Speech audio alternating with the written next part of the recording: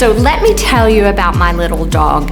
His name is Andy. He's a little Maltese and he weighs about 3.5 pounds. But don't let his size fool you. His anxiety, it's massive. When we first brought him home, he was so nervous that he actually peed on me 3 times. Every time I changed clothes, he peed on me. Not exactly the welcome home I imagined. By the way, if you enjoy these kinds of real life stories that bring encouragement and hope, I'd love for you to like this video and subscribe to my channel. That way you'll always have something uplifting to come back to. Now back to Andy. The breeder had a webcam, and so I was looking to see which little puppy I wanted to pick out before I could have him. And so I watched him every day until he was ready to come home, and I watched Andy. He's the one I wanted. He had several little brothers and sisters, and he loved to play with them. But even the smallest disruption, when it happened, a door creaked or a toy fell over, he'd bolt straight to his mom. At night, he'd cuddle right up next to her. She'd try to roll away, but he always found his way back. You know, she was his anchor. She was his safe place. And now I've become Andy's anchor. And as he grows, he's more secure and his anxiety is less. But you know, when the world feels too big or too scary, he runs straight to me. And every night he is curled up right next to me.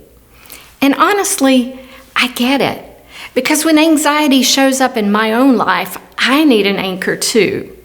You know, for me, my anchor is my faith. When I feel anxious, I turn to scripture, I pray, or I listen to music that lifts my heart. It steadies me when everything else feels uncertain.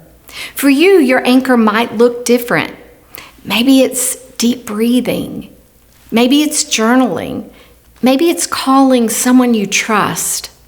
It could be standing outside and watching the sunset, or it could be listening to waves crash on the shore. But this is important. The anchor doesn't always remove the storm, but it really keeps you steady in the middle of it. So find an anchor. Anxiety doesn't have to ruin your life. Just like my little Maltese finds security by running to me, his anchor, you can find strength and peace by leaning into yours. The storms may come, but when you're anchored, you won't be swept away. So let me ask you, what is your anchor? When the world feels so overwhelming, and we know that happens often these days, where do you turn?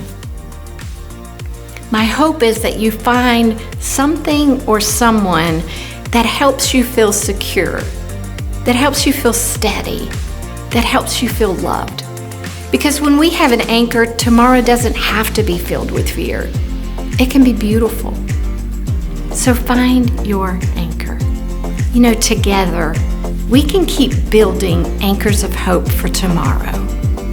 Thanks for listening.